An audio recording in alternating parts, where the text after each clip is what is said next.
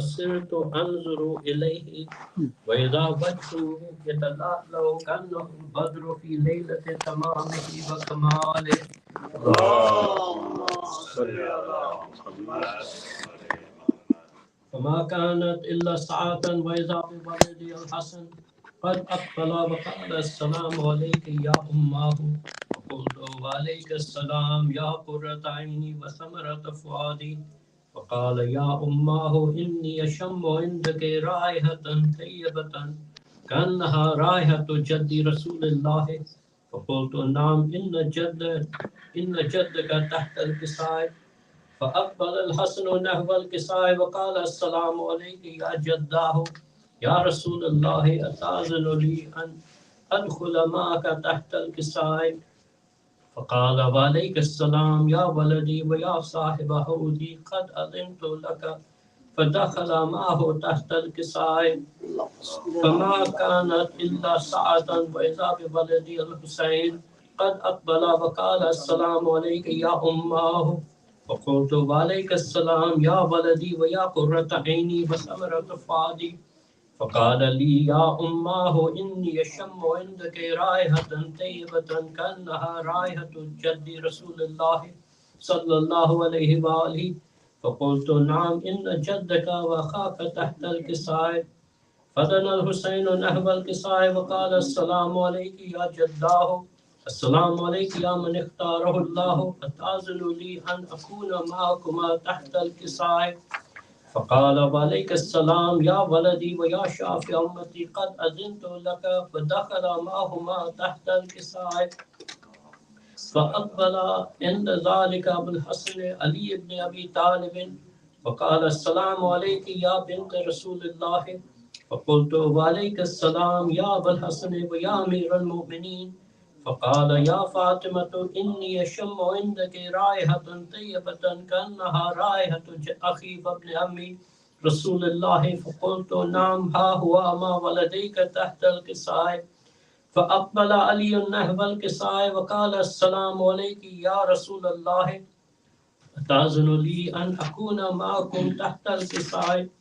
فقال له وعليك السلام يا أخي ويا وسي وخليفتي وصاحب اللواء قد أذنت لك. فدخل علي تحت الكساء. ثم أتيت نحو الكساء وقلت السلام عليك يا أبتاه. يا رسول الله أتأذن لي أن أكون معكم تحت الكساء؟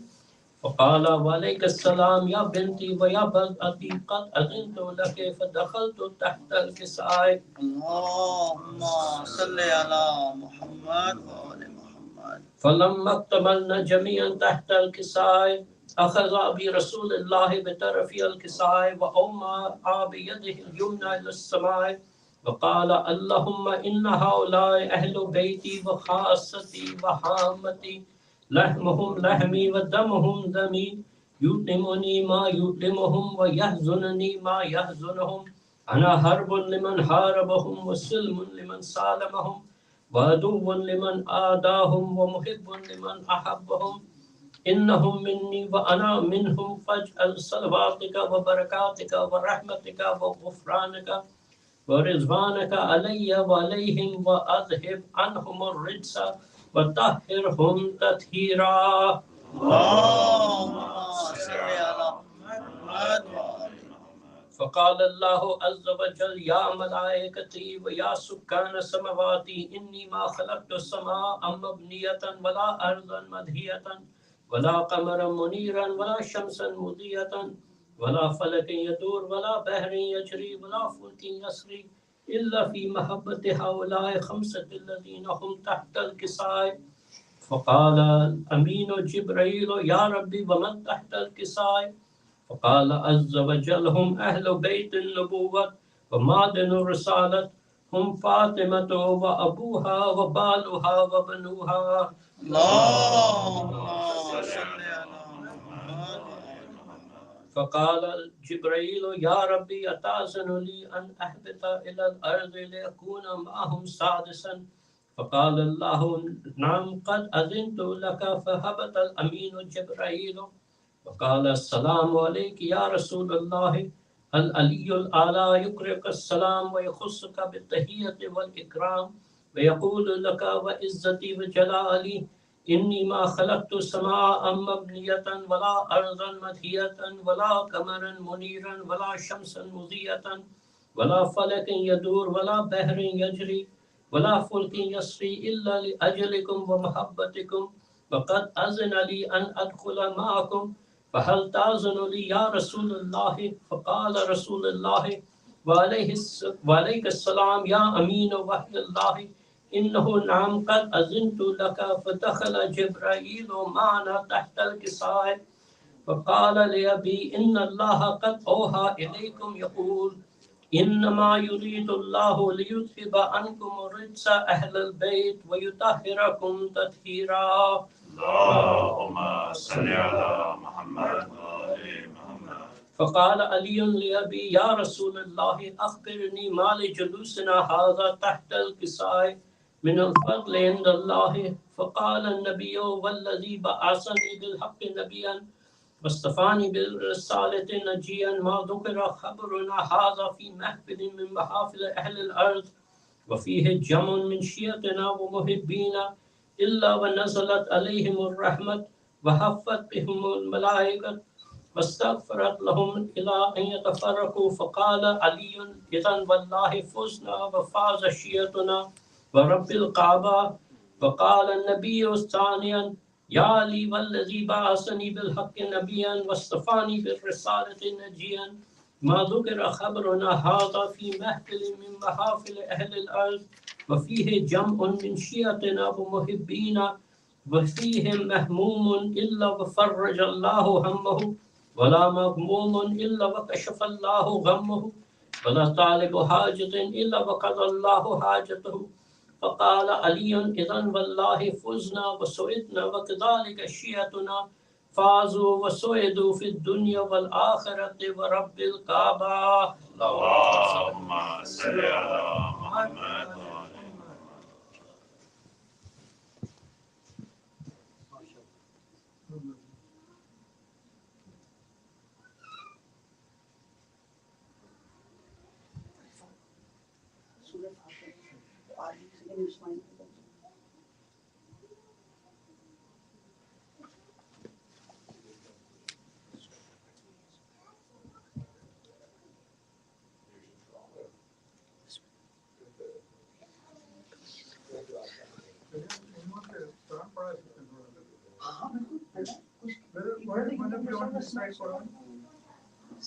پر محمد وآل محمد صلوات.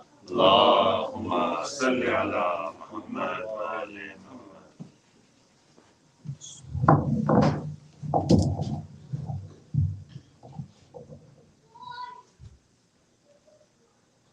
أعوذ بالله من الشيطان الرجيم. بسم الله الرحمن الرحيم. يسبح لله ما في السماوات وما في الأرض وهو العزيز الحكيم. هو الذي بعث في الأميين رسولا منهم يتلو عليهم آياته ويزكيهم ويعلمهم الكتاب والحكمة وإن كانوا من قبل لفي ضلال مبين وآخرين منهم لما يلحقوا بهم وهو العزيز الحكيم. ذلك فضل الله يؤتيه من يشاء والله ذو الفضل العظيم. مثل الذين حملوا التوراة ثم لم يحملوها كمثل الحمار يحمل أسفارا بئس مثل القوم الذين كذبوا بآيات الله والله لا يهدي القوم الظالمين. يريدون ليطفئوا نور الله بأفواههم والله متم نوره ولو كره الكافرون. قل يا أيها الذين هادوا إن زعمتم أنكم أولياء لله من دون الناس فتمنوا الموت إن كنتم صادقين. ولا يتمنونه أبدا بما قدمته أيديهم والله عليم بالظالمين قل إن الموت الذي تفرون منه فإنه ملاقيكم ثم تردون إلى عالم الغيب والشهادة فينبئكم بما كنتم تعملون يا أيها الذين آمنوا إذا نودي للصلاة من يوم الجمعة فاسعوا إلى ذكر الله وذروا البيع ذلكم خير لكم إن كنتم تعملون وإذا قضيت الصلاة فانتصروا في الأرض وابتغوا من فضل الله واذكروا الله كثيرا لعلكم تفلحون وإذا رأوا تجارة أو لهوا انفضوا إليها وتركوك قائما قل ما عند الله خير من اللهو ومن التجارة والله خير الرازقين صدق الله العظيم اللهم صل على محمد وعلى محمد صلوات اللهم صل على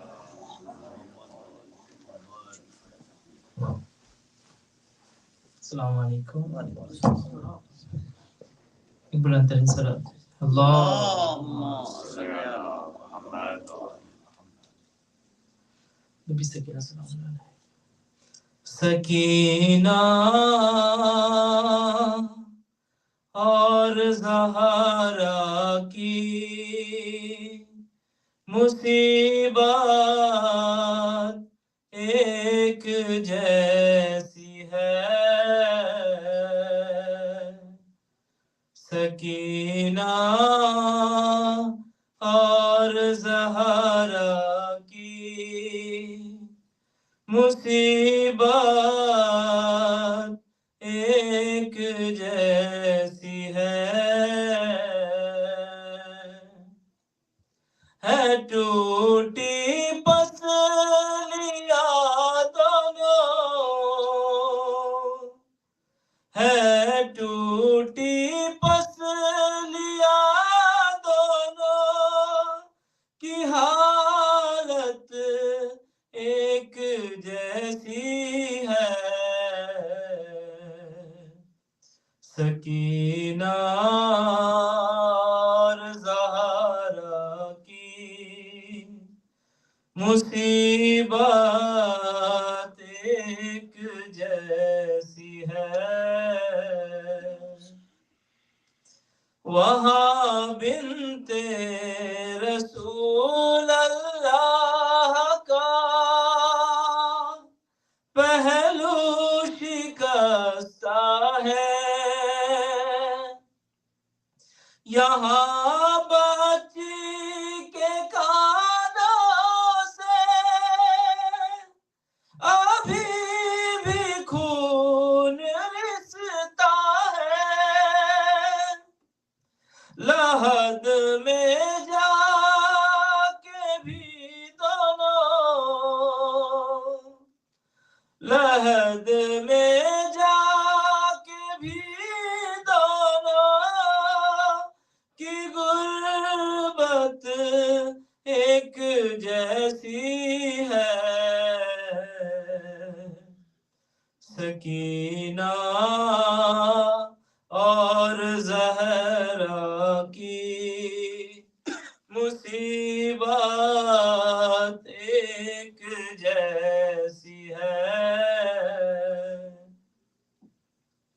وہاں کن فوز کے ہاتھوں نے کوئی تحریر لکھی ہے یہاں تحریر ظالم شمر کے ہاتھوں میں ملتی ہے لکھی دونوں کے چہروں پہ لکھی دونوں کے چہروں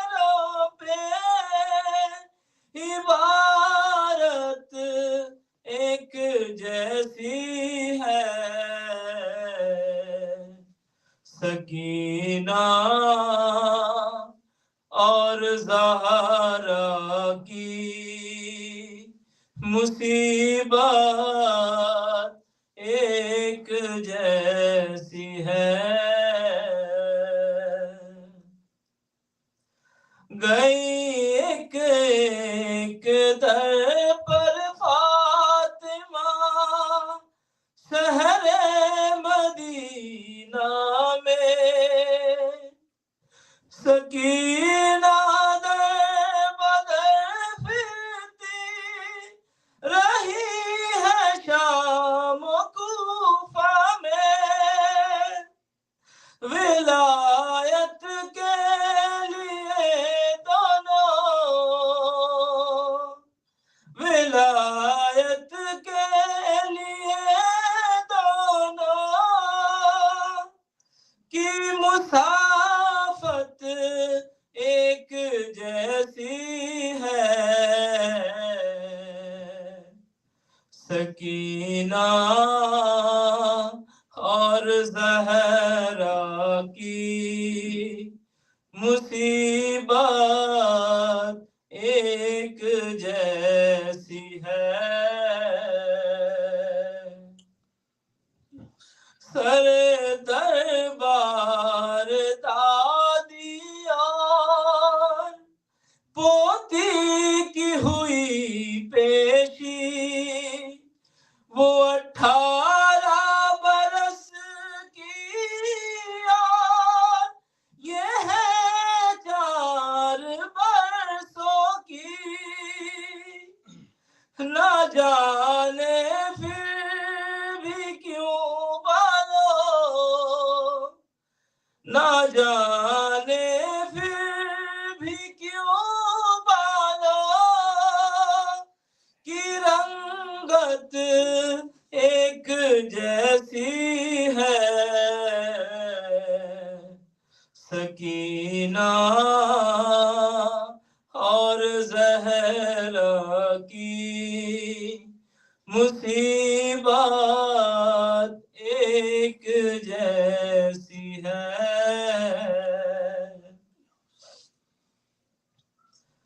اسے کہتے تھے یثرب والے روئے شہر سے باہر تماچے مارتے تھے شام والوں اس کو رونے پر دلوں میں باپ کو رونے دلوں میں باپ کو رونے کی حسرت ایک جیسی ہے سکینہ اور زہرا کی مصیبت ایک جیسی ہے ٹوٹی پسلیاں دونوں ہے ٹوٹی پسلیاں دونوں کی حالت ایک جیسی ہے سکینہ اور زہرا کی مصیبت ایک جیسی ہے سلوات اللهم صل على محمد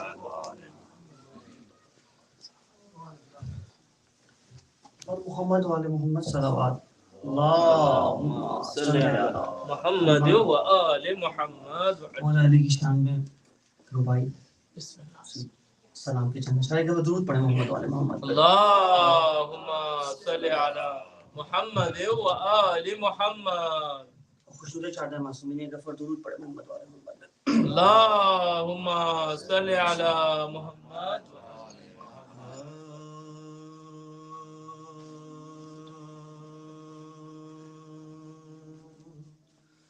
حیدر کی فضیلت کا بیان ہے اب تک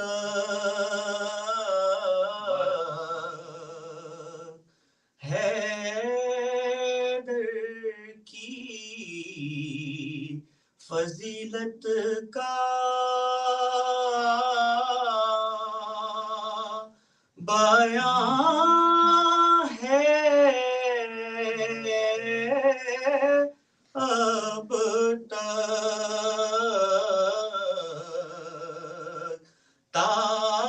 تاریخ زمانہ نگراں ہے اب تک درود پڑھیں محمد والے کہ جس در سے گئی بنت اسد کعبے میں کہ جس در سے گئی بنت اسد کعبے میں دیوار میں اس در کا نشان ہے اب تک حیدر کی فضیلت کا درود پڑھیں محمد اللہم صلی علی محمد و آل محمد. Cutting out on Salam and going directly on Marcia. Recite Fatiha. بسم اللہ الرحمن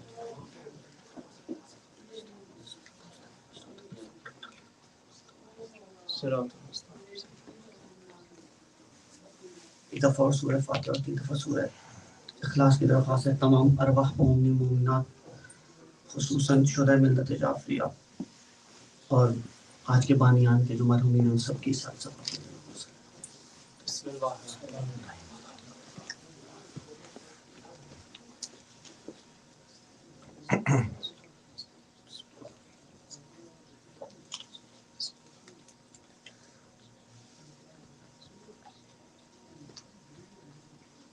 پہلے حرم کی شام سے رہائی کے حوالے سے ایک دفعہ اور مرسی کی چند بار ایک دفعہ درود پڑھیں محمد والے محمد پہ اللہم صلی علی محمد.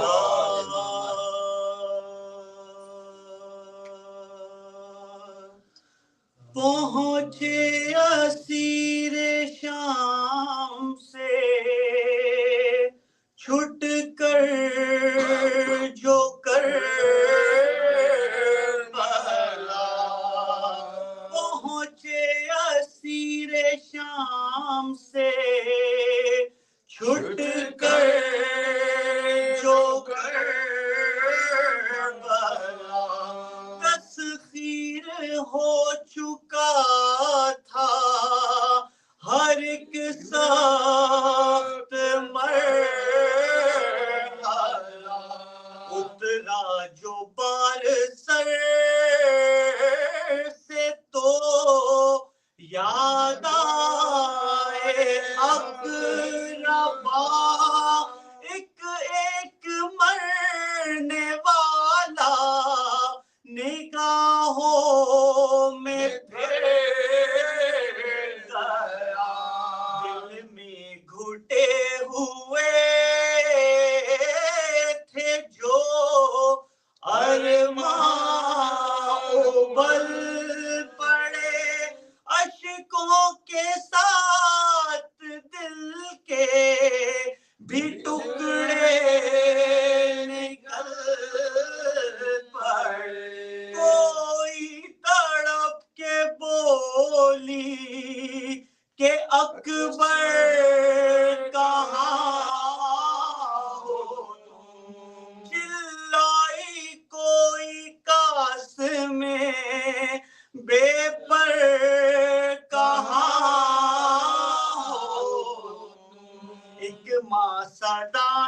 دیتی ہے کہ اصغر کہاں ہو تم، زینب پکاری عابد مضطر کہاں ہو تم، بیٹا نہ دل پاباس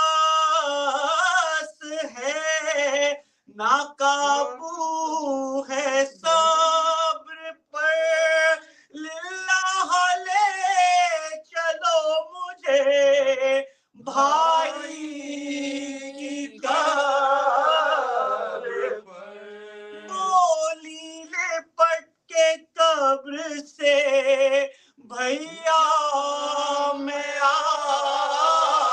گئی، بھیا سنا میں شام تلک بیدار گئی، بھیا سکینہ ہم سے نگاہیں پھرا گئی، نکلی نہ قید خانے سے موت اس کو کھا گئی، بچی تو رو چکی تھی بہت تھک کے سو گئی، لیکن وہ ماں کی گود جو ویران ہو گئی، بھیا ذرا رباب کی حالت تو دیکھیے، کیسی اداس اداس ہے صورت تو دیکھیے، خون زبان خشک یہ ہمت تو دیکھیے، ہر گام مرگ تازہ قیامت تو دیکھیے، دکھیا پا کیسے کیسے مسائب گزر گئے، وارث بھی سر سے اٹھ گیا، بچے بھی مر گئے، اس وقت کچھ عجیب تھا عالم رباب پر، گردن جھکائے بیٹھی تھی دنیا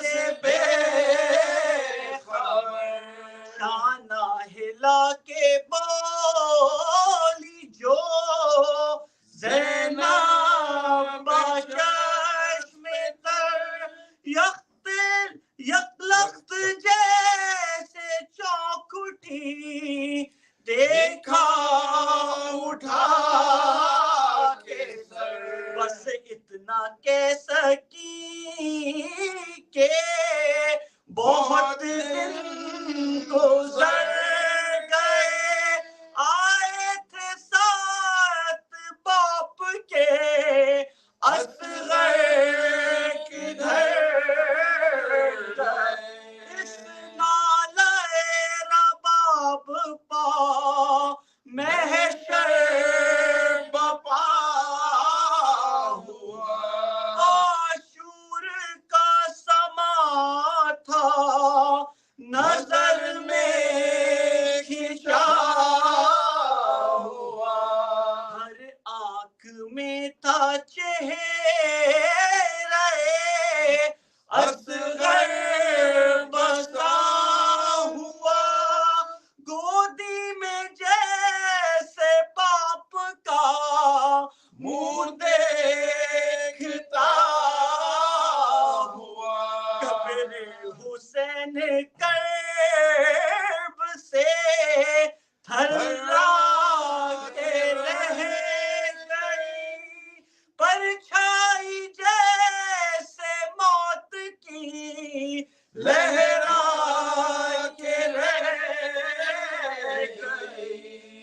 حسین کرب سے تھرا کے رہ گئی پرچھائی جیسے موت کی لہرا کے رہ گئی پہنچے اسیر شام اللهم صل على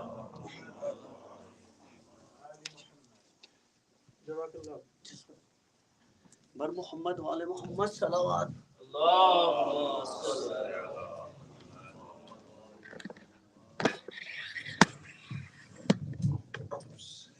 بر محمد والے محمد صلوات اللهم صل على محمد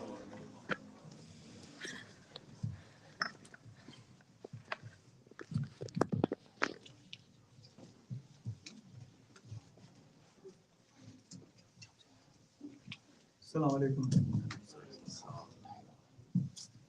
We are honored to have Maulana Abu Sumayya from Toronto. He is, for the people who are listening to him first time, he is an accomplished academic scholar, and he is the academic director of Shia Research Institute in Toronto. And mashallah, his speeches are full of content and meaning. And the topic he has selected for these majalis is building wilaya-based communities, building wilaya-based identity and communities. Building wilaya-based identity and communities, which is a very relevant subject, and alhamdulillah, we heard about it yesterday. So he will enlighten us more on that topic. Tomorrow's Majlis will be at 3 o'clock, and the sponsors of the Majlis are the family of Marhoom Zahir Naqvi Sahab. And on Sunday, which is the Arbaeen day, the Majlis will be at 5:30. So please try to attend this Majalis and take advantage of his presence among us. With a loud salawat, please welcome Maulana.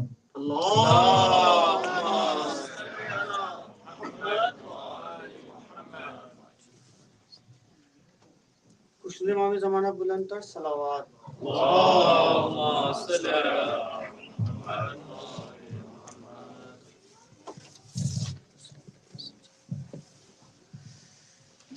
نعرہ حیدری نعرہ صلوات اللهم صل على محمد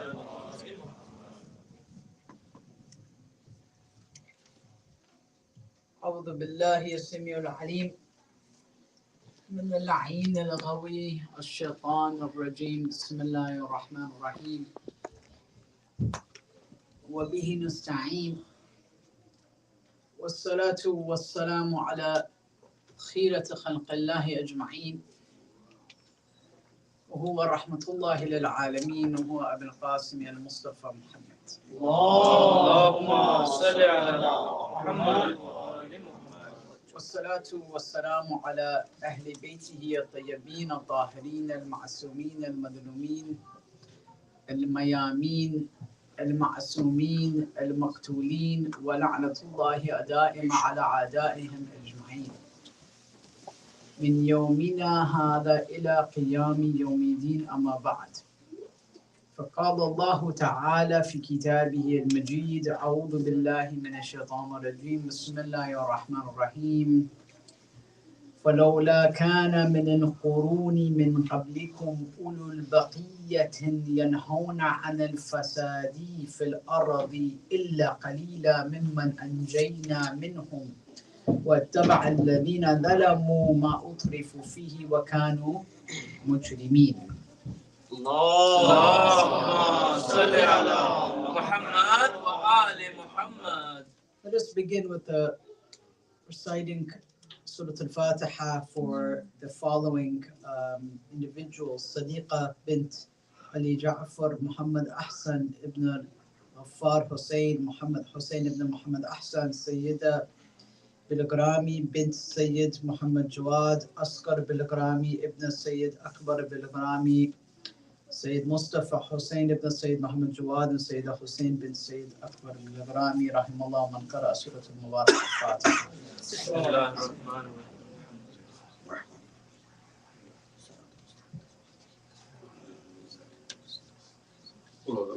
So, the topic, as Dr. mentioned, that I've chosen is the creation and support of a wilaya-based identity and community. And we introduced this yesterday, right? That is a life that is lived in connection to others. And first comes the vertical connection to God. That vertical connection to the wilayat of Allah subhanahu wa ta'ala. And I mentioned last night that nothing has been emphasized like wilayat has been emphasized. Nothing. There's been nothing emphasized in this deen as wilayat has been emphasized. Because it's through wilayah that we're given order. It's through wilayah that we are given guidance. It's through wilayah we have a connection to each other through wilayah. For example, when we read such a beautiful tradition in Kitab al-Mu'min of al-Iskafi, when the Imam is asked, what does it mean for a believer to be a brother of another believer? Well, what does this mean? Al-Mu'min akhul mu'min. This is absolutely fascinating. The Imam says, because in you is a ruh. That ruh comes from Ruh Allah. So in each and every one of us as believers, there is a dwelling of the Spirit of God. Because God breathed into Adam ruh. And when a mu'min looks at another mu'min, they understand that they share that wilayat of Allah subhanahu wa ta'ala. And that's what makes one mu'min a brother of another mu'min. Al-mu'min akhul mu'min. So that wilayah is based first and foremost on La ilaha illallah. And that sanctity and the hurmat of that alaka and that the sanctity of that relationship between them is based on that premise that they both have that spirit and soul that Allah has put within them. But not only that, it goes further, mu'mineen. They are both conscious. They both have ma'rifat of the ruh that is within them. And because they're aware of this commonality that they have, which in Latin is called imago Dei, or that they are created in the image of God. Of course, God doesn't have an image. I had to explain that God chose that image for people, and that's what makes it great. Right? Adam fi surah, it's not the image of God. It's that Allah subhanahu wa ta'ala chose that. And huwa yakhtar hadhihi surah. He chose that for us. And by the very fact that God chose to give us existence in creation, and if I'm aware of this, and you're aware of this, and I have a soul, and you have a soul, and that soul has been bequeathed to us by God. Now you and I have a divine link, and this is what divine friendship and wilayah means. Don't know if this is being processed, or it's going, I don't know. Wilayah is a big thing. It comes back to this, what is known as Ruhullah, the Spirit of God. Because we share that, we have that wilayah, that bond. And that's why it's described as divine friendship or divinely inspired friendship. Because that friendship that we have has the mark of God on it. And these group of people are those who are described in the Quran as فَلَوْلَا كَانَ مِنَ الْقُرُونِ مِنْ قَبْلِكُمْ أُولُو الْبَقِيَّةِ يَنْهَوْنَ عَنِ الْفَسَادِ فِي الْأَرْضِ. It is these people who understand this, who Allah subhanahu wa ta'ala says that if it wasn't for this group of people left towards the end of times, pushing away evil, there would be no believers left. So their bond to each other, that foundation of their bond to each other, is that they're from among the people, يَنْهَوْنَ عَنَ الْفَسَادِ فِي الْأَرْضِ. And they're a rare group. They're a fraternity or a sorority. They're a sisterhood and a brotherhood who have these common elements. Ulul Baqiyya. But in order to begin understanding this wilaya and living by this wilaya, we need something that is absolutely foundational, which is indispensable, which we cannot do without. We cannot do without. Walazim. It is absolutely incumbent. What is that? That is a life of prayer. Ibadah. Because it is only through prayer, a life of prayer, a life of worship, that this awareness comes alive. I'll read to you something very beautiful. It's in a book called The Day Is Now Far Spent. It's written by a Christian, by a cardinal, a Nigerian cardinal, Cardinal Robert Sarah. But I've redone the words in my own way. As I said, I don't like plagiarizing things. Give credit where it's due. If I read something interesting, I give credit to it. He says, without union with God, every attempt to strengthen the Muslim Ummah and the faith will be in vain. I'm readapting the words to our context. Without prayer, we will be clanging cymbals, just like bells knocking each other. We will sink to the level of media hypesters who make a lot of noise and produce nothing but wind. Prayer must become our innermost respiration.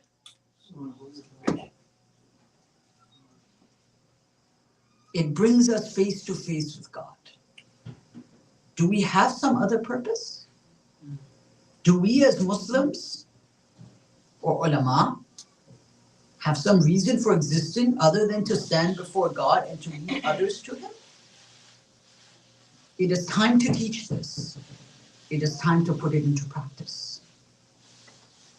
He then says, do we think we are better than those who came before us? So what do we see about the people that came before us that were successful in having this wilaya-based identity? And then their social relations were based on this identity. We see the mark of prostration on their foreheads.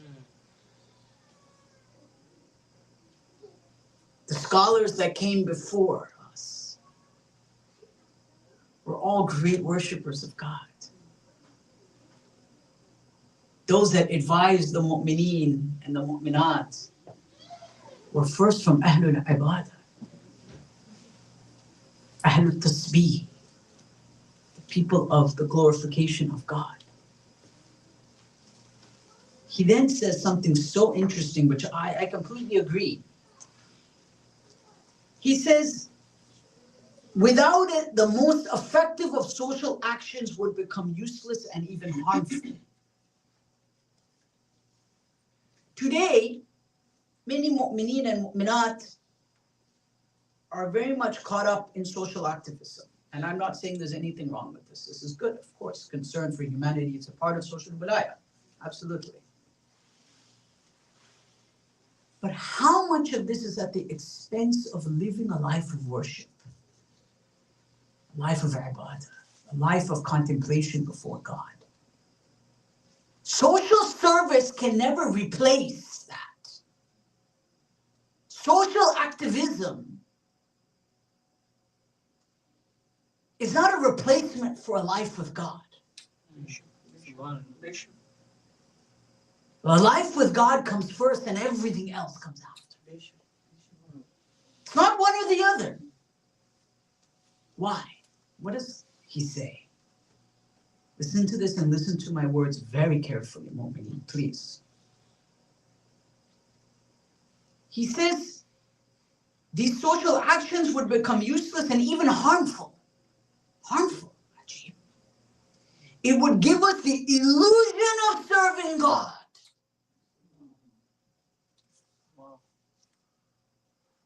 That those keyboard warriors,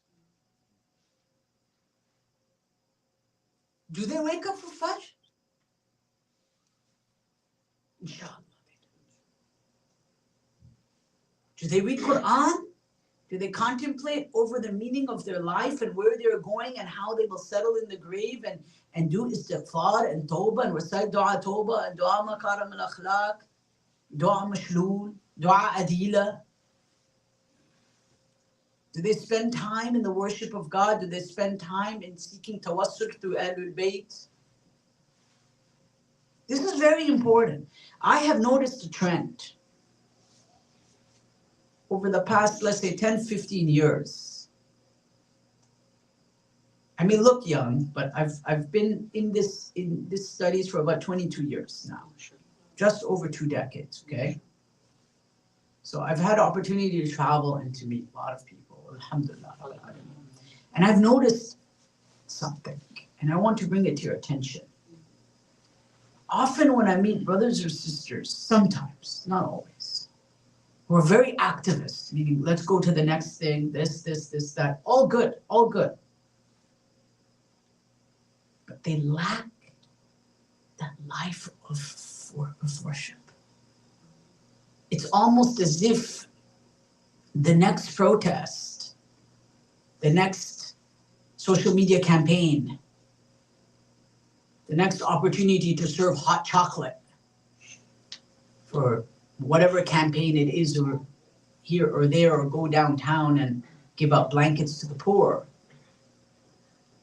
becomes such a preoccupation. It becomes so enthralling, and it's good, of course. But they don't live a life of worship. They don't. It's almost like it falls away. And what does he say? He says that it becomes an illusion of serving God, while we were only doing the work of the evil one.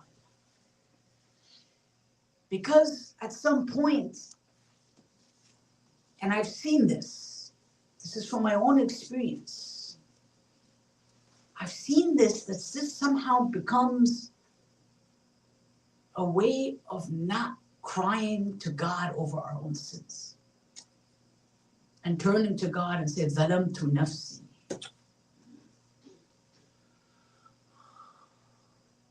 That, oh God, I had no shyness to sin in front of you. That there's no emotions in that. That when you hear when the kalam of Ahlul Bayt alayhim as-salam and the kalam of the Quran, that heart does not shake. But I do this and this and this. I'm active with the Senate. I'm active here. I'm active here. I do all of these different things. Again, it's not one or the other. This is my point. But the wilaya-based identity has to begin with God himself. What does the Prophet say? Something so beautiful. He says, Ya ibn Mas'ud, man sharaha Allahu sadrahu lil Islam. That, O Ibn Mas'ud, the one who God, opens his breast, his heart for Islam. فَهُوَ عَلَى نُورٍ مِّن رَبِّهِ. So if Allah chooses you or me to be a Muslim, a true Muslim, He will expand our heart and put and make sure that we are guided on a light. هُوَ عَلَى نُورٍ مِّن رَبِّهِ. فَإِنَّ النُّورَ إِذَا وَقَعَ فِي الْقَلْبِ. And when this light lands in the heart, إِنْ شَرَحَ وَإِنْ فَسَحَ. The heart is then expanded, it opens up and it becomes wide.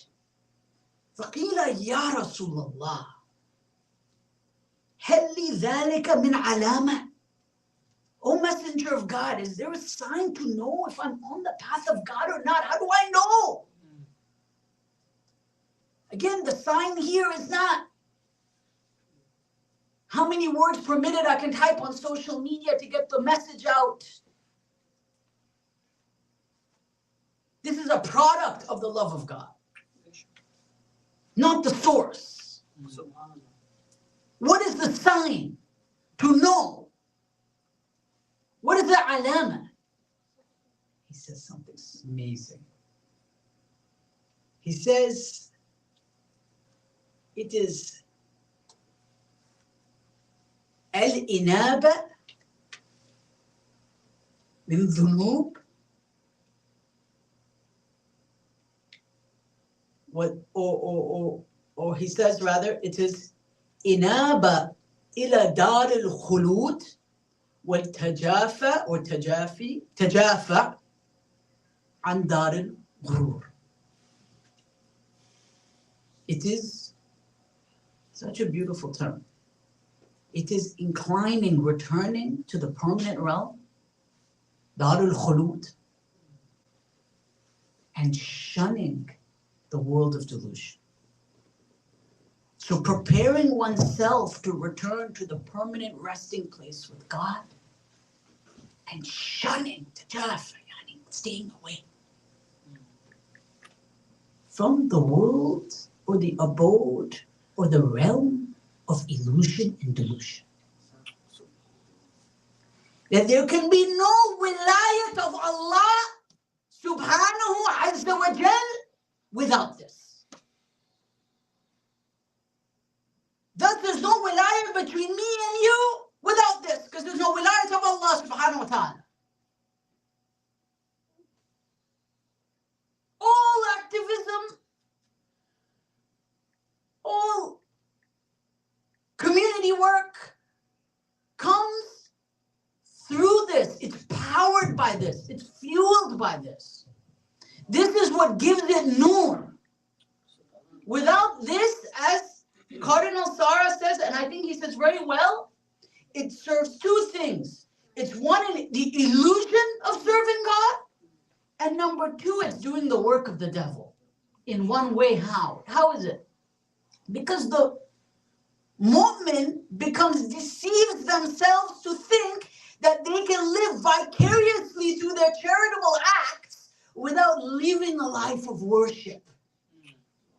A life of self-accountability before Allah subhanahu wa ta'ala. A life of tawbah and istighfar and buka. وَسِلَاحُهُ buka, as the Imam says. And his weapon is his tears before God.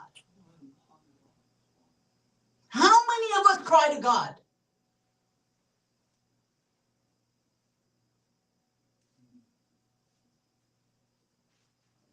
How many?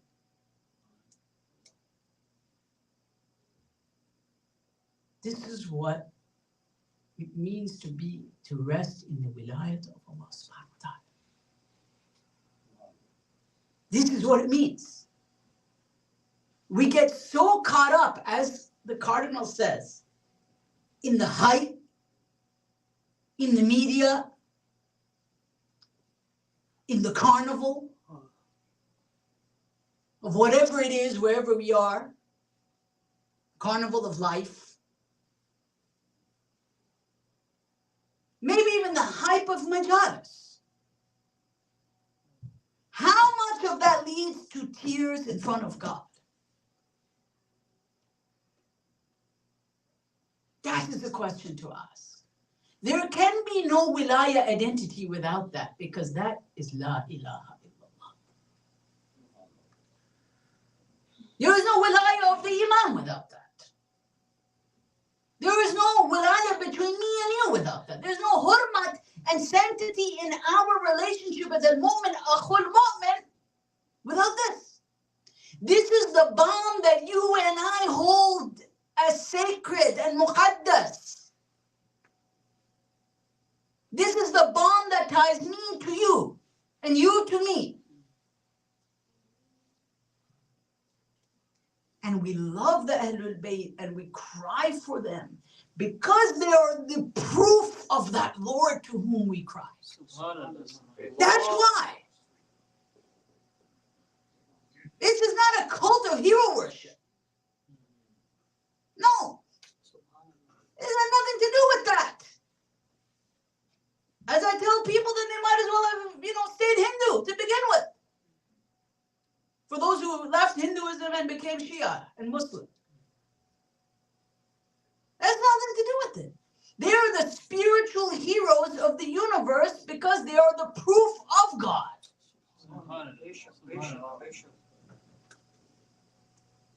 That's what they are. And that's why even our Tawheed is not accepted without them.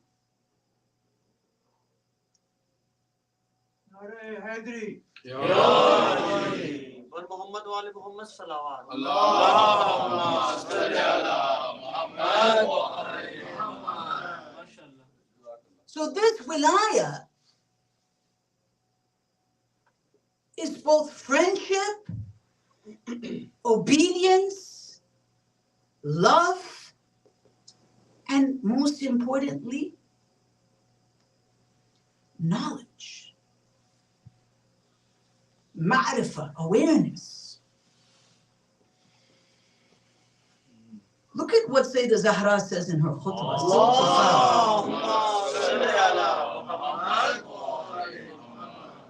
She says that zakat purifies the nafs, tazkiyatun lin-nafs. And it expands the وَنَمَاءٌ فِي الرِّزْقِ. And it, multiplies the sustenance. Fasting is a confirmation of one's sincerity to God. وَالْحَجْ تَشْئِيدًا لِلْدِينِ. And Hajj is a sign, one of the great signs of the religion, or pillars of the religion. وَالْعَدْلَ تَنْسِيقًا لِلْقُلُوبِ. And justice is a means of setting the heart right. تَنْسِيقًا. So beautiful, the word tansiq. It becomes a disposition for the heart. Justice. But now she says something very interesting, and I'm using here imama and wilaya to be synonymous. She says, وَتَعَاتُنَا نِظَامًا لِلْمِلَّةِ. And obedience to us gives order to religion, to the creed. Obedience to us is what gives everything its order. وَإِمَامَتُنَا أَمَانًا لِلْفِرْقَةِ. And our imama, and she's including herself in the office of imama, Sayyidah Zahra, أَمَانًا لِلْفِرْقَةِ. It's a very interesting usage of the Arabic word. We don't have time to go into this, but basically it is a security that if you want to be united, you have to be united in the right way. That activism has to be guided in the right way. That jazba has to be in the right way. That those emotions, it has to be guided right. It can't be here and there. It requires nizam, order, structure. In a time, especially now I'm quoting from another book, Rob Dreher. It's called The Benedict Option. He basically talks about how do we live in today's world. He says something so interesting about order. He says, Rob Dreher, D-R-E-H-E-R, Dreher. Very, very famous book called The Benedict Option. He says, if a defining characteristic of the modern world is disorder, then the most fundamental act of resistance is to establish order. Nizam. If we cannot wake up for Fajr, how can we expect to have any order outside?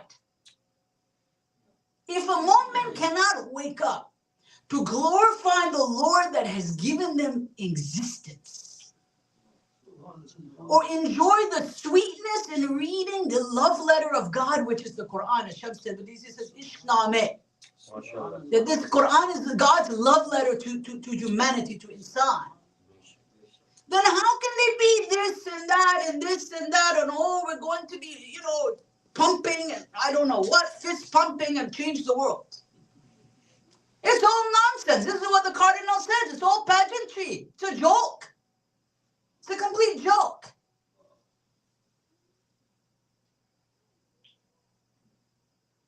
Without submission to Lady Zahra and the sunnah of Lady Zahra, alayha afdal salatu wassalam, and the hijab of Lady Zahra, or the teachings of Lady Zahra, and the sunnah that comes from the children that all go back to her, then what's the use? He goes on to say, if we don't have internal order, we will be controlled by our human passions and by the powerful outside forces who are in greater control of directing liquid modernity's deep currents. Liquid modernity meaning in the modern age, everything is liquid, nothing is solid. It's constantly flowing from one place to the next. People are not, they don't find themselves settled in something. They wake up as Buddhists and go to bed as Hindus, and the next day they're non-Muslim or they're atheists and back to Islam, and the next day they're Sufi, I don't know what. People are constantly floating from identity to identity. It's all a big joke, right? Because then religion has turned into an entire joke. Right? So then they do a bunch of feel-good activities, feel-good exercises. None of it which has anything to really do with the underlying principles that give that spiritual religious identity meaning, which is what the Prophet has already explained to us, that when the heart is opened, it is guided by a light. That light is then nurtured by a life of faith. And that life of faith is a life of ibadah, a life of worship. A life of silent contemplation. A life of thinking about where we are heading next, about our mortality.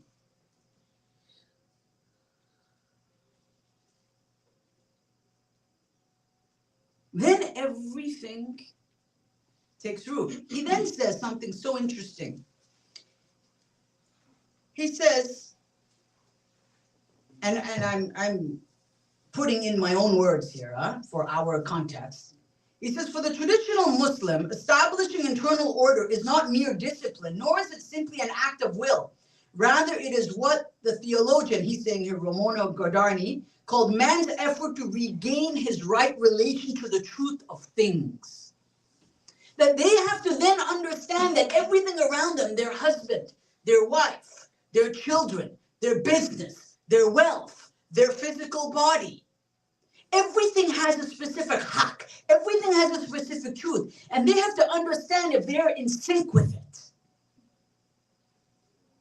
If they're fulfilling its rights. That to what extent is God pleased with how they spend their wealth? To what extent is God pleased with how they treat their spouse? To what extent is God pleased with how they treat themselves? Right? And this goes back to also the dua of the Prophet. Allahumma arrani al-ashya kama hiya. Oh Allah, show me things as they are. So that I don't look out into the world and live a false life, an illusion, a delusion. And I think I'm religious. I think I'm doing something religious. I attend function A and function B and function C. That's not what makes someone religious. The Prophet has told us what makes someone religious. The Quran has told us. The Ahlul Bayt have told us.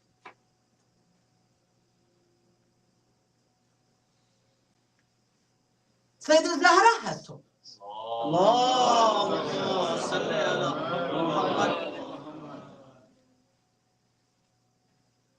This means the discovery of the order, the logos or the word. that God has written into nature of creation and seeking to live in harmony with it. For us, of course, the logos here is the Quran, right? The Word of God. Then their life becomes about that.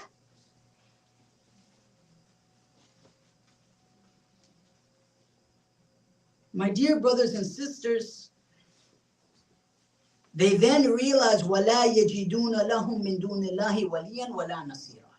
Then they come after this life of prayer. You see, this is the thing. Many mu'mineen come to me and say, Shaykhna, give me 3 things I can do tonight.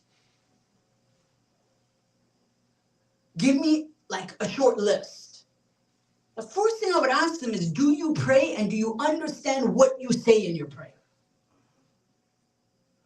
When you say Subhana Rabbil Azimi wa bihamdih, do you understand what those words mean? Who is the one that is Subhana Rabbil Azimi wa bihamdih?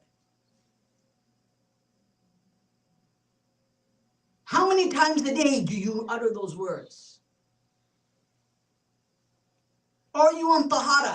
Are you on wudu? How many things have you seen that day already that have affected your heart? Perhaps inappropriate images. Do you experience God when you worship Him? Do you experience the sweetness of your worship? I would ask that question. How much attention is paid to the process of purification and in impurity? I would ask these questions immediately before we get to the bigger issues. Do we know where our food comes from? Do we experience the joy with God? That's the fundamental question. And if we don't, then ask ourselves, what have we done to our hearts? How have we dirtied it and sullied it and polluted it that we don't experience the joy of worship? Either through ignorance, because, as I said, function A, B, and C replaces God, or worship or life with God. Somehow, and some people, again, as the Cardinal says, they delude themselves to think that function A, B, and C, or activity A, B, and C replaces a life of tears, a life of conversion. Or as the Prophet says, a life in which literally God opens your heart and places a light inside it. And every day you wake up and you feel that invisible hand of God, of God's hidayah in your life. Subhanahu wa ta'ala.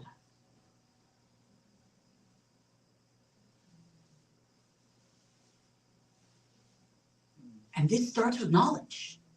How many of you today are reading a book?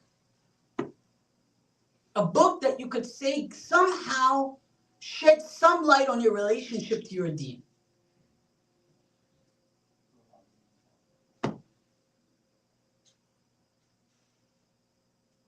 And then people come and ask, well, why don't I feel like this, I don't feel that connection with God?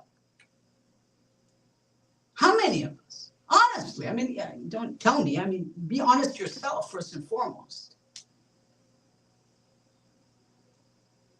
How many of us pray the mustahabat or the nawafil? Or how many of us pray Fajr on time? We jump for high things. We don't realize that when these things are done on a regular basis, with attention and understanding, the heart becomes purified. When the heart becomes purified and clean, it begins to see things as they are. Allahumma arrani al-ashya kama hiya. Oh Allah, allow me to see things as they truly are. When I begin to see things as they truly are, I begin to enjoy faith. I begin to enjoy La ilaha illallah. I begin to enjoy worship. When I hear the name of Imam al-Hussein, I have tears because I begin to understand what he died for, why he died, the humiliation that he endured, the thirst that he endured. All of it for what? For Allah. Because I begin to understand the Lord that Hussein worshipped. Salawatullahi wa salamuhu alayhi. I begin to understand that. I begin to appreciate that. I begin to love that. and I fall in love into a deep, real love. Mahabba haqiqiyya, a real mahabba with Hussein now. Now my relationship to Hussein and his ziyarah and his aza and his musibah is very strong. It's very moving. Because now it's not just a tragedy. It's something godly.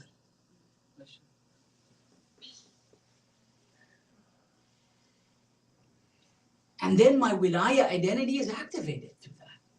Sallu ala Muhammad wa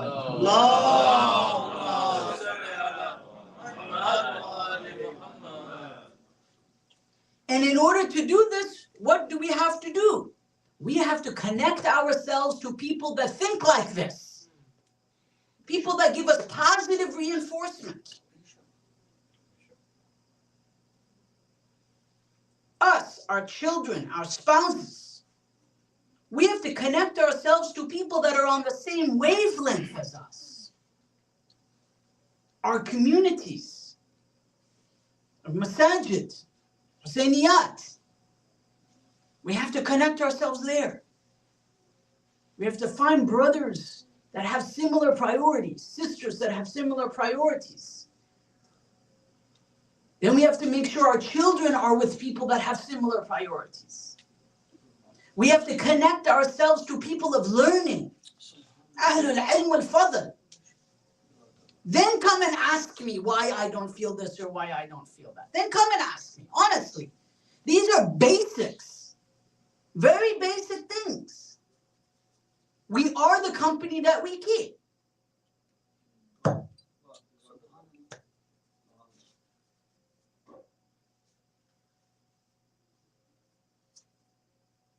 Look at this, for example.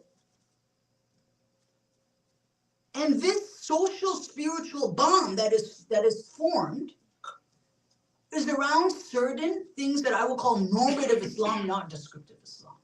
Normative Islam in the sense of what does the Quran and the Ahlul Bayt really teach us about these issues. This becomes the common foundation for how we operate. Not assumptions. Right? As they say, نحن أبناء دليل. We are the children of evidence. Evidence-based. Not on the basis of whims and superstitions. So our relationships with one another they're strong. Now these friendships become very strong. Why? I'll narrate to you now why that is. Mu'alla bin Khunais narrates one of the most profound traditions I have ever read in my life about social wilaya from Imam Sadiq.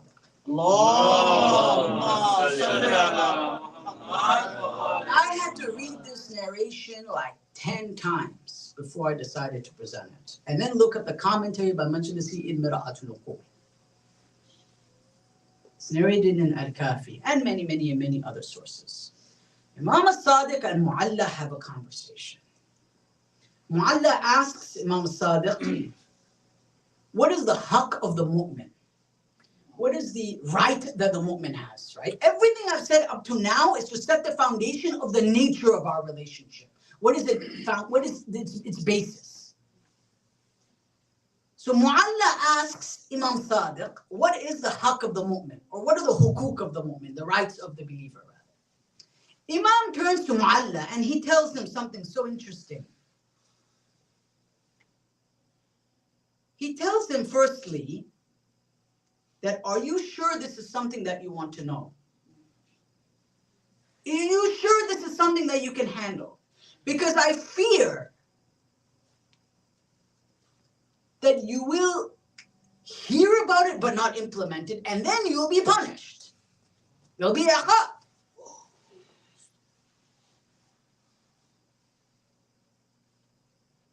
Because you know, but you don't act upon it. The Imam then continues. He says, سبع الحقوق واجبات ما منها حق إلا وهو عليه واجب. That there are 7 rights that are incumbent. إن ضيع منها شيئا, and if one of them is neglected, خرج من ولاية الله. This person leaves the guardianship of God himself. Very profound. وطاعته ولم يكن لله فيه من نصيب. And this person will have no reward from God, no nasib from God. It's very profound. This is exactly why the Imam told Mu'alla, are you sure that you want to know this? Because لا تحفظ وتعلم ولا تعمل. This is a problem. He says, no, I want to know this. Of course, it's not because Imam doesn't want to teach something that's incumbent. He wants to make sure that Mu'alla understands how vital this information is. How absolutely indispensable what the Imam is about to say. Mu'alla insists. He says, no, I want to know. Please, tell me. Okay? Now remember, لم يكن لله فيه من نصيب. Think how profound that is, first of all. So this person, if they don't fulfill this, they have nothing to hope for, like in terms of, from God. They will not be, as Majlis, he says, in the party of God. Hizbullah. Not the political party. We're talking about the spiritual party in heaven. They will not belong to this party. It's very profound. Majlis, he explains. Now, the reason I'm saying this is so people don't say, oh, I'm reading from my own ideas and this and that. Sheikh is coming and saying this and that. No, Majlis, he explains in his commentary, that this refers to believers that are friends or brothers for the sake of God. Right? As the Middle Mu'mineen says, كَانَ أَخًا لِي فِي اللَّهِ, that I had a friend for God, in the sake of God. Again, this comes back to this whole idea of friendship or brotherhood on the basis of our shared spiritual identity that comes from God. It's very deep, very deep. Right? As much as he says, بِنِسْبَةِ إِلَى الْمُؤْمِنِينَ الْكَامِلِينَ. These are like complete believers. Okay, I'm setting this as a prerequisite, as a kind of precursor. So, or as the Middle Mu'mineen says, I don't remember the exact wording. He says basically, يعني عظمه في عينه صغر الدنيا في عينه. That his greatness in my eyes was how little the world was in his eyes. I'm paraphrasing the hadith, not word for word. These are the kind of relationships that the Imam is about to describe, okay? This should be the ideal relationship between me and you, between myself and Dr. Musa. This is the ideal relationship between believers, especially the followers of Ahlul Bayt. Number one, and tonight we only have time for number one, so we'll do the 6th tomorrow. We'll begin with the first one and then talk about the 6th tomorrow. What does the Imam say? أَيْسَرُ حَقٍّ مِّنْهَا, and the easiest of them is what? تُحِبُّ لَهُ مَا تُحِبُّ لِنَفْسِكَ. To love for him what you love for yourself. وَتَكْرَحَ لَهُ مَا تَكْرَحُ لِنَفْسِكَ. And to dislike for him what you dislike for yourself. That deep down in your heart, this is a matter of the heart here again, القلب والخواطر, and in here, in the thoughts.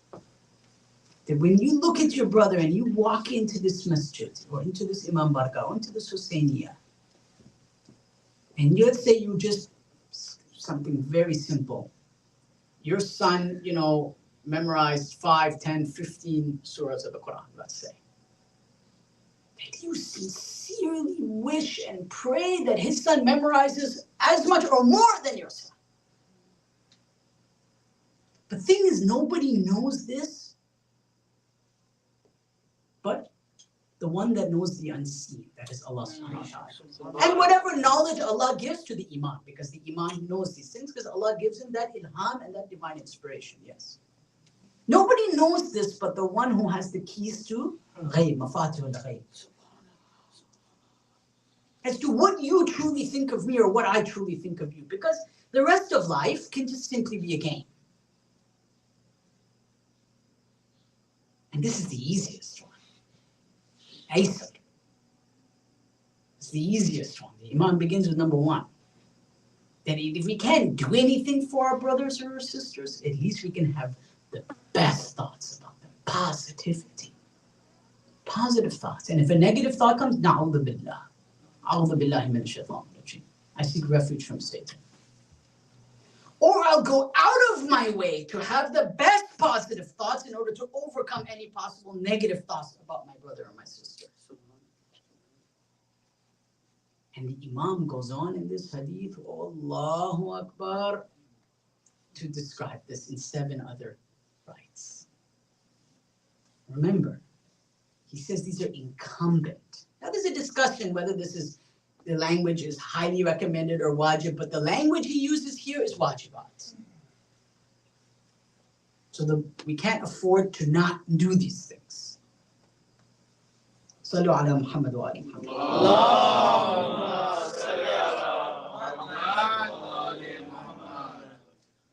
Now, who is this person that loved for someone else what they loved for himself? I couldn't but think of Habib ibn Madahir.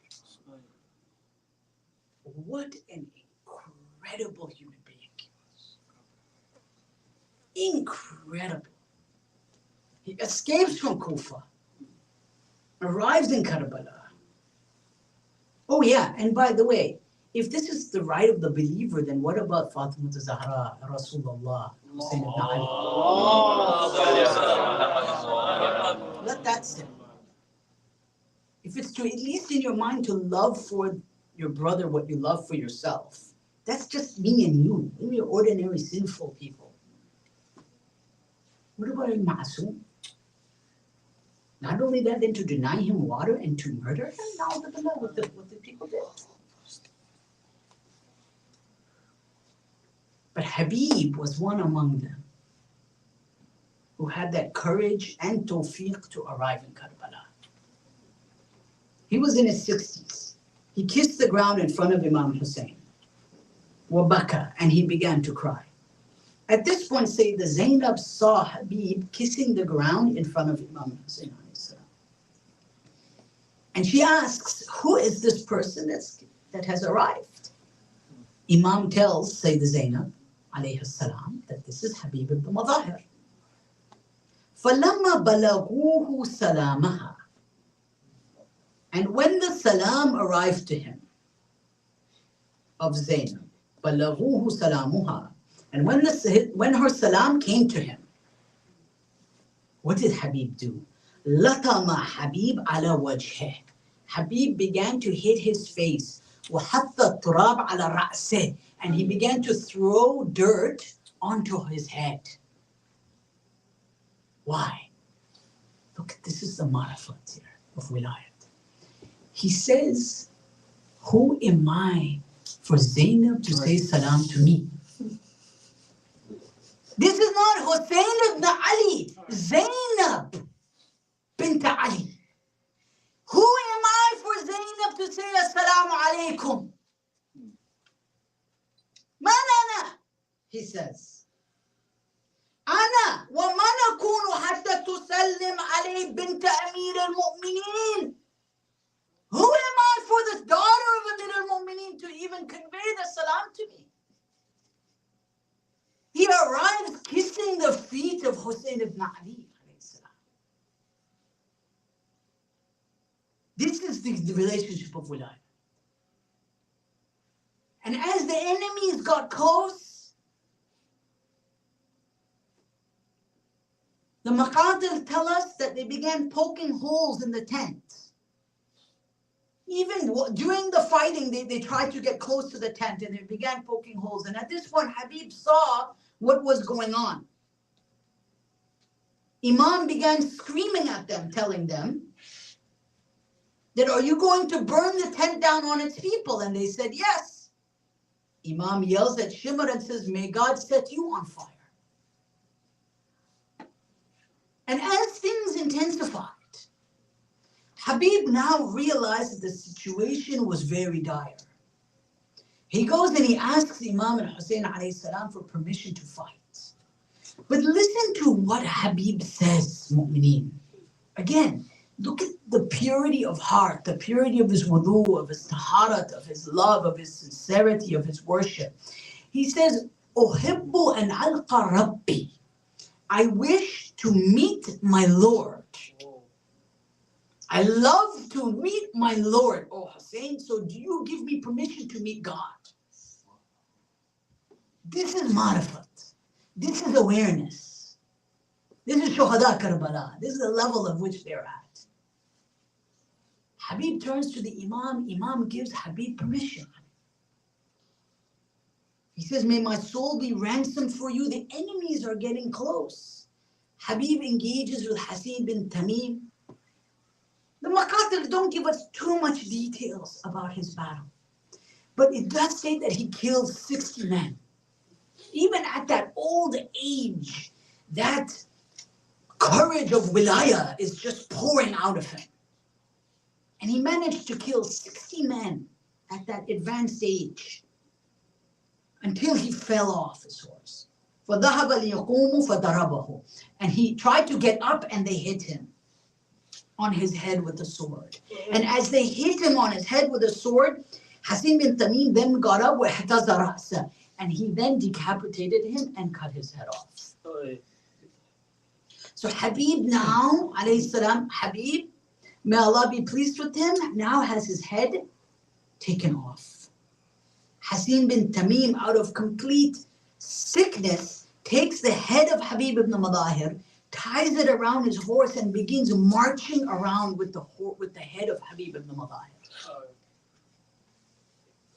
And Imam al-Hussein screams out, alayhi salam, عند الله يحتسب نفسي, that, oh Allah, I protest to you, I turn to you. Imam now comes to Habib. He begins to, obviously he has to take the body back to the tent. But brothers and sisters, this reminds me of an event that I want to narrate to you. A question is asked, why did Imam al-Hussein have such affection for Habib ibn Madahir? In order to understand that, we have to go back to the time of the Messenger of God, in which we read, based on a riwayah, that one day Habib was seen wiping the face of Imam al-Hussein alayhi salam. He was wiping the dirt from the face of Imam Hussein. And the Prophet saw this. And he says, أُحِبُّهُ لِحُبِّهِ لِوَلَدِ الْحُسَيْنِ, that I love him because of his love for Hussein, because he was wiping the dirt from the face of my son Hussein ibn Ali. So the marifat of Habib begins way early, as a kid, as a child. But on that day, mu'mineen, who was there to wipe the face of Hussein ibn Ali? When Hussein ibn Ali's face was in the sand, right? Some riwayat say, mahzuza ras min al-qafa, right? That they slaughtered him from the backbone, from the neck bone. You could imagine him being covered in dirt on that day. Not imagine, we know based on the history that he was laying in the sand.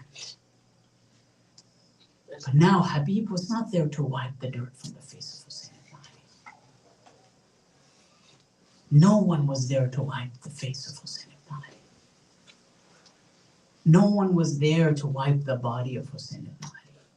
No one was there to clean the blood from the body of Hussein ibn Ali. This is the meaning of Al-Hussein. Yani كان الحسين وحيدا. Hussein was alone. As-salamu ala al-madhlum bila nasr. that peace be upon the oppressed with no help. Bila nasir. Bila nasir. Nobody. Right? As the riwayah states, Hussein turned right and left. وَلَمْ يَرَ أَحَدًا يَلْتَفِتْ يَمِينَ وَالشِّمَالَ وَلَمْ يَرَ أَحَدًا. He was turning right and left and he saw nobody. It was just Hussein and his Lord. And his body covered in wounds, covered in blood, and covered in turab and dirt. This is the musibah of Hussein ibn Ali alayhi salam. Martin Hussein.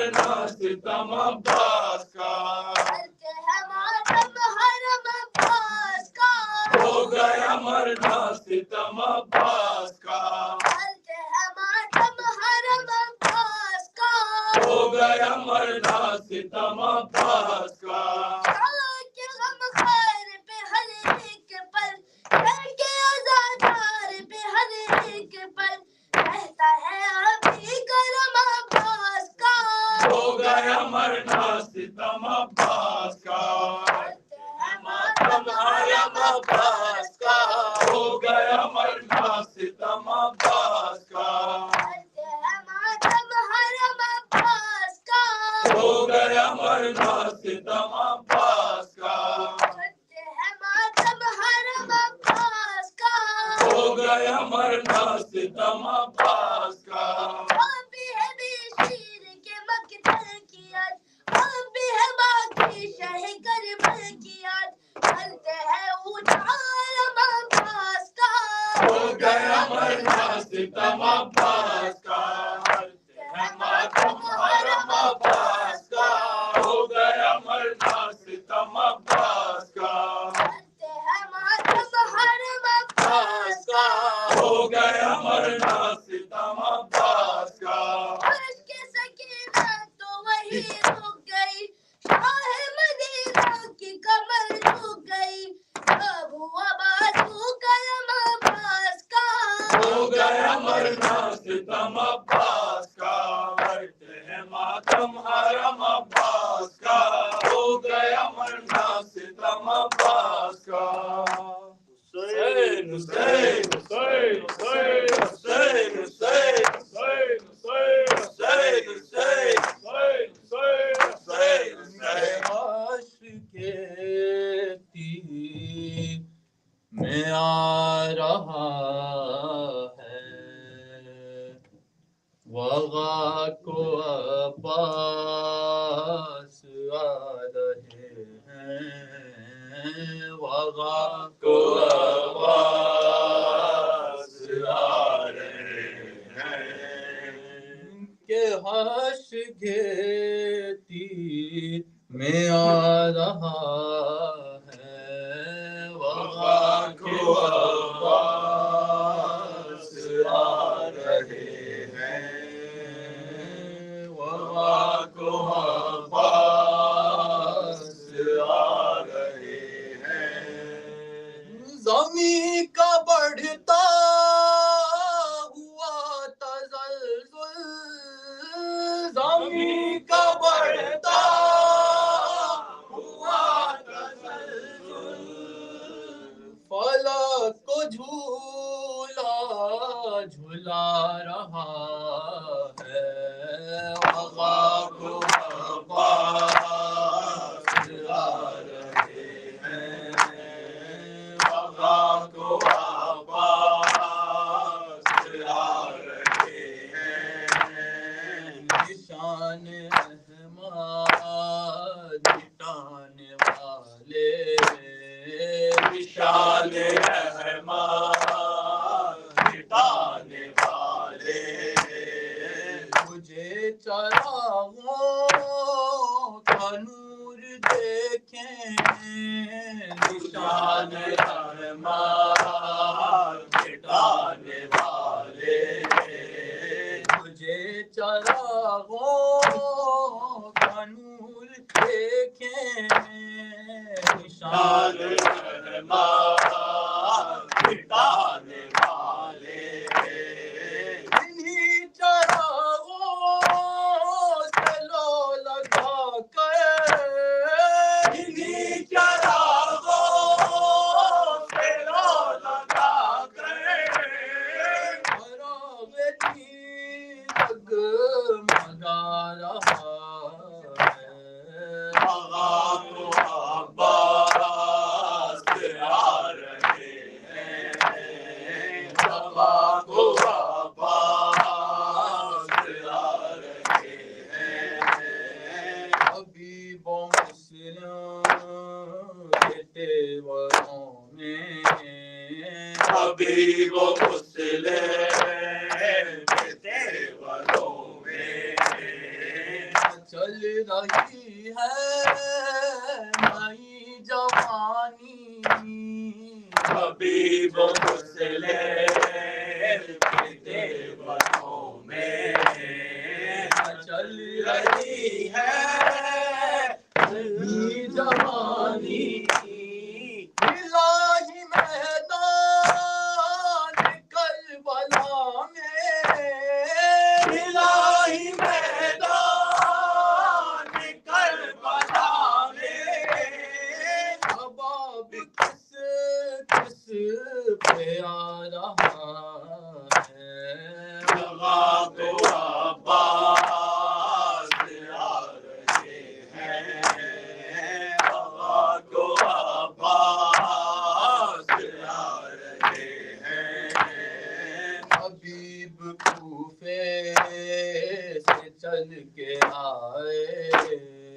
حبیب کوفے سے چل کے آئے سپاہ شامی سے حر بھی نکلا حبیب کوفے سے آ کے آئے سپاہ شامی سے حر بھی نکلا ادھر ادھر سے ہر ایک ذرہ ادھر ادھر سے ہر ایک ذرہ سمٹ کے منزل میں آ رہا ہے ابا کو عباس آ رہے ہیں ابا کو عباس آ رہے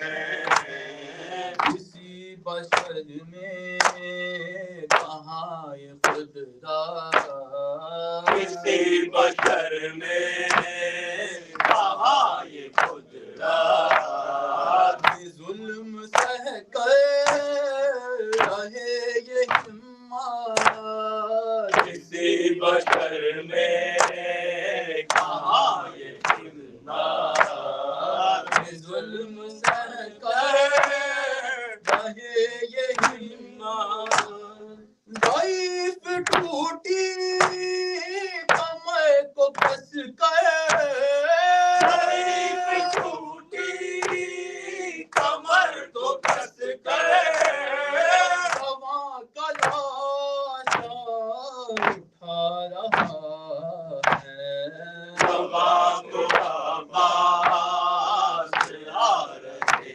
ہیں رواں کو عباس آ رہے ہیں حسین رخسار تو گھر میں آئے ہیں حسین رخسار تو گھر میں آئے ہیں قتل گاہے وفا کو جائیں حسین رخسار تو گھر میں آئے قتل گاہے وفا کو جائیں ادھر سکینہ پکارتی ہے ادھر سکینہ پکارتی ہے ادھر فریدہ بلا رہا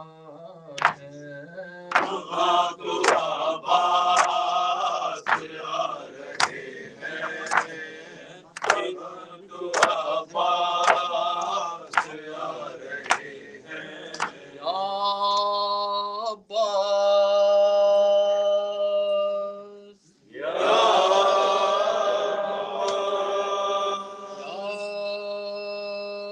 عباس یا